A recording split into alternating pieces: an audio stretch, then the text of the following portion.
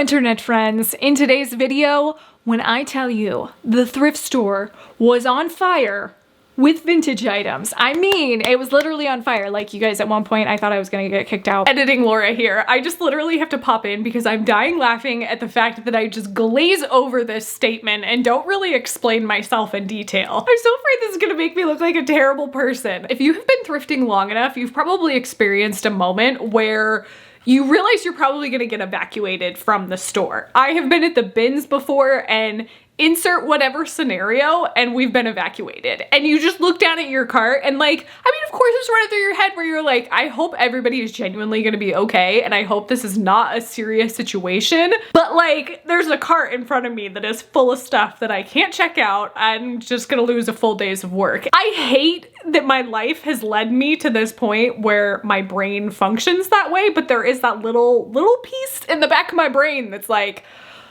ugh. This tends to happen a lot at thrift stores, I think because people turn on appliances. They get weird stuff. Literally grenades have been found in thrift bins before. Stuff happens and it gets weird. I digress. Didn't happen. I didn't get kicked out, thank goodness. So let me just tell you, the vintage is kind of all over the place. Like, we got some 80s, we got some 90s, we got some early 2000s, and we got some 60s and 70s, which I absolutely love to see that. Let's break down all of these vintage items. Without further ado, let's get into this haul.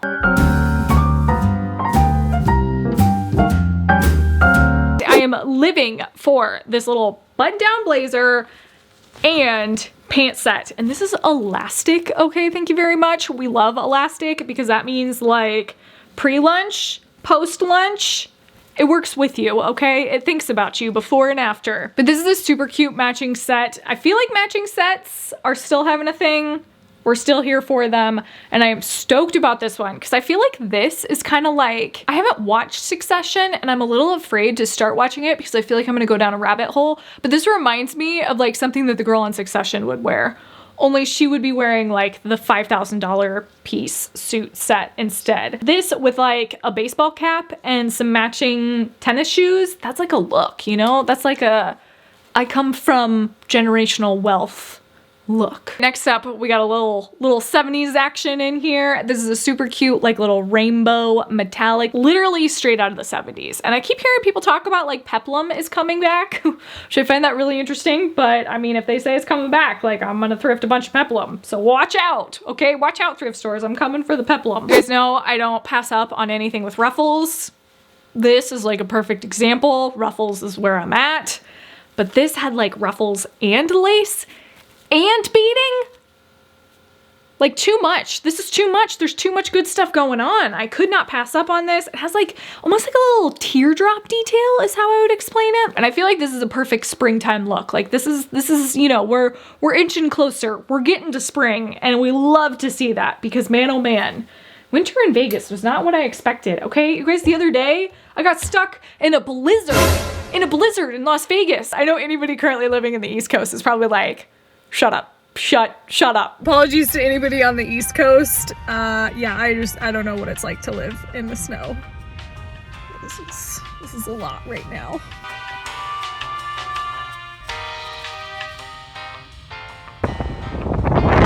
We're gonna downgrade to a snow flurry. I'm not gonna be as dramatic, but still, you guys, it snowed, okay? It snowed in Las Vegas. Okay, I just realized I have some like unintentional color coordination going on. This is fun. This is like springtime to the max. Oh, this is cute. Maybe a little bit too much going on in the shoulders. Can I tell you guys, when I was younger, my nickname was Blue 42 because I have broad shoulders. How mean is that? How mean is that? I have kind of a thing when it comes to my shoulders. I try and avoid shoulder padding as much as I can, but sometimes, I mean, it just commands a presence, okay? Blue 42. People are mean. Anyways, this is the brand Pikettes. It's one of those brands that like once you see it, you can't unsee it. It's like Corette or Alfred Dunner or any of those brands. Like you just see them over and over and over again once you discover them. We're just gonna keep the pastel rainbow stuff coming. This is an adorable psychedelic little midi number from the 1970s. I just thought this was super cute. It's by the brand Leslie Faye, which we love to see that vintage label. I love the design on it, everything. This one, I had to laugh, and hopefully the person who left me this comment is watching this video. Every single time I mention a brand, they end up finding it. Basically, we're on the same brand wavelength. But they brought up Koos, and I was like, wait a minute. Did I talk about how I just found that brand? I could not believe it. Okay, this is the brand Koos van den Akker. If you have a minute, in fact, I am just gonna do you the favor of putting some of these styles up on the screen. This brand has my heart.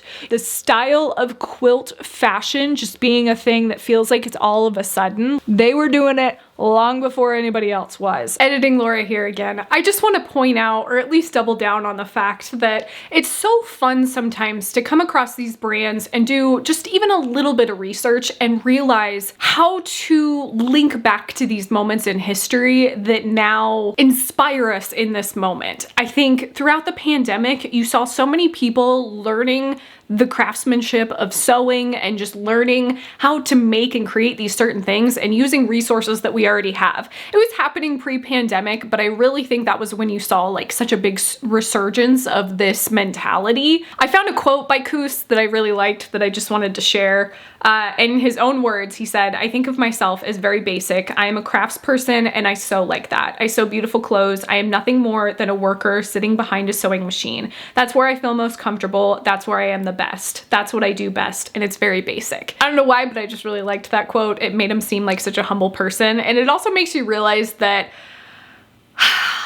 we make fashion very deep, but it's really not that deep. It's such a personal journey, and it's something that whether you're inspired by fashion or you're not inspired by fashion, everybody has a piece of the pie. Anybody can contribute to it. Anybody can be a part of, like, I guess just the fashion sphere, in other words. I think one of the coolest things, God, this is turning into like such a rant. I think one of the coolest things of the current climate that we're in is it feels like fashion is very attainable, whereas in the past it felt very unattainable. And I think that quote makes me feel like he realized just how attainable fashion is. Like, if you want to sit down with a sewing machine and make your own art, you so very easily can. I just had to finish my love story for his designs with that quote, just because the more research I was doing on him, the more I was like, man, this guy's awesome. Shout out to whoever you were that said that about the brands. Can we just have like a running dialogue of brands that we find? Because maybe we'll just stay on the same wavelength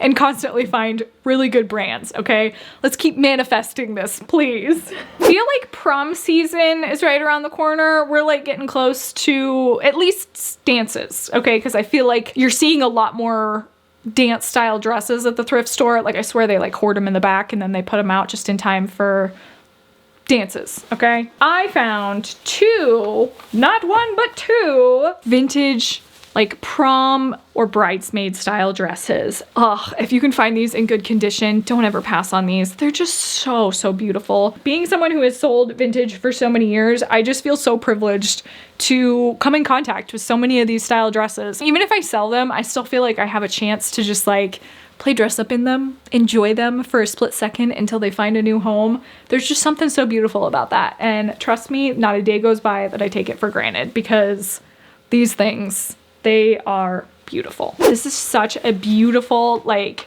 crimson red, but my favorite part, oh no, where is she? My favorite part is it came with this like beautiful ruffled shawl. The ruffles though.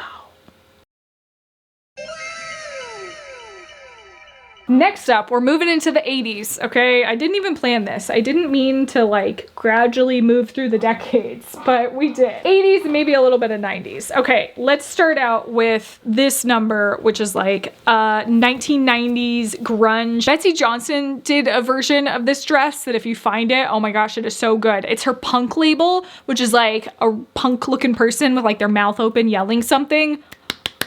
So good. Don't pass up on that Betsy Johnson label. That's like a tried and true, that's a good label to find. This with like a badass person walking down the street with like chunky platform boots on. Oof. We'd love to see that. Okay, the very last piece. This is not the true Princess Diana dress, but let me just tell you, whenever I find crushed velvet like this, the first person that comes to mind is Princess Diana revenge dress, okay? And let me just tell you, this is so close to that revenge dress. So close. So close to the point that I'm gonna put that in the title. And I guarantee you this will sell so fast. But it's not the revenge dress, okay? The revenge dress was apparently by the brand Stambolian, I think is how you say it. This one is by Fashion 1001 Nights. Yeah, definitely not the revenge dress. That dress didn't have this little detail on it, but she's close. She is oh so close. That is it for this week's haul. I hope you guys enjoyed it as much as I did. Trust me, you guys, I am like still pinching myself because so many of these pieces are so good. And as always, thank you so much for watching. If you like this video, I have a couple more that you might like right here and right here. And I will see you guys in the next one. Bye.